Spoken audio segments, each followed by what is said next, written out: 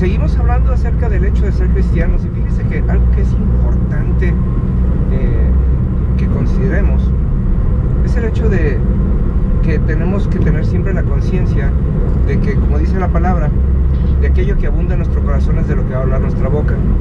Y muchas veces la gente que está en las iglesias, la gente que, voy a decirlo con mucho respeto, que se dice en Cristo, ¿sí?, lo único de lo que le habla a las personas que no están en Cristo, según su opinión, es de su pecado. Y de repente empezamos a hablar y hablar y hablar del pecado. Pero ¿sabe qué?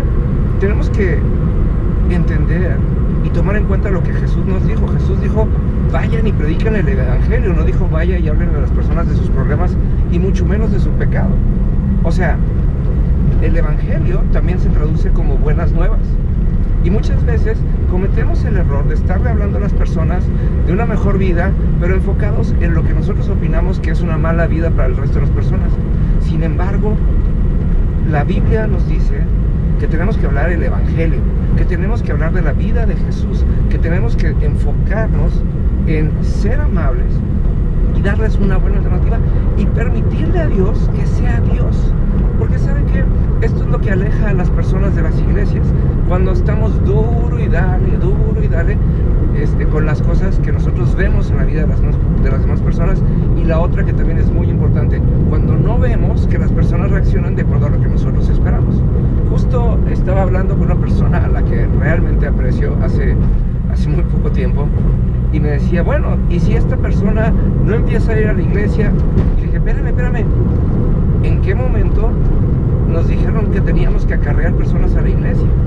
Nosotros tenemos que acercar a las personas a Cristo, tenemos que hablarle a las personas a Cristo. De hecho, tenemos que entender esto, mucha gente no lo sabe, pero, por ejemplo, cuando se creó la iglesia católica se creó sobre 3 ejes. Número 1, es una iglesia católica, es una iglesia incluyente porque incluyó todas las creencias de ese tiempo.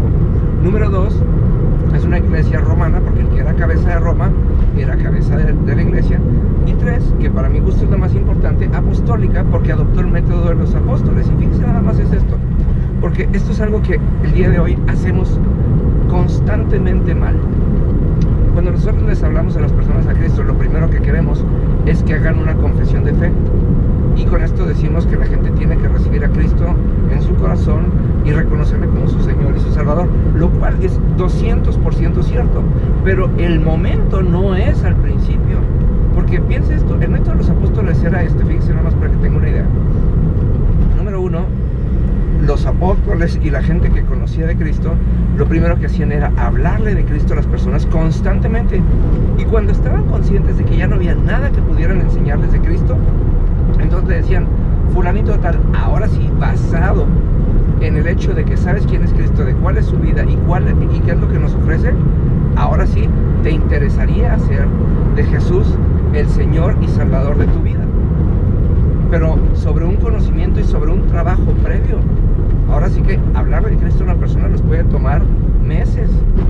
Y entonces cuando las personas recibían a Cristo, cuando confesaban a Cristo como su Señor y Salvador, entonces sí, ahora esta persona que le compartió se convertía en el Papa espiritual, o sea, en el Padre espiritual de esta persona. Y entonces empezaba una segunda etapa de discipulado en donde se le enseñaba una vida cristiana.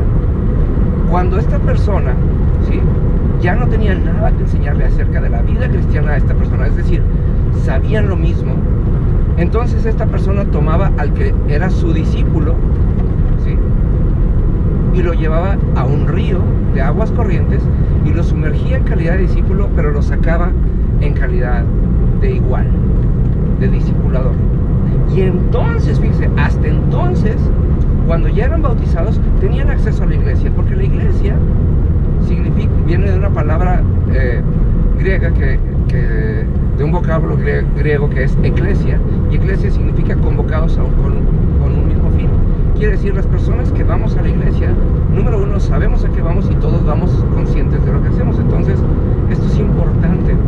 Nosotros no hablamos a las personas de lo que está mal de su vida, les hablamos de Cristo hasta que se conviertan a Cristo y hasta que estén convencidas de que conocen a Cristo, porque eso es lo que nos mandó a hacer Jesús, hablarles las buenas noticias, no hablar en contra de su pecado y no hablar en contra de su manera de vivir, porque todas las personas se sienten ofendidas cuando les hablan de su mala manera de vivir, y eso es un grave error.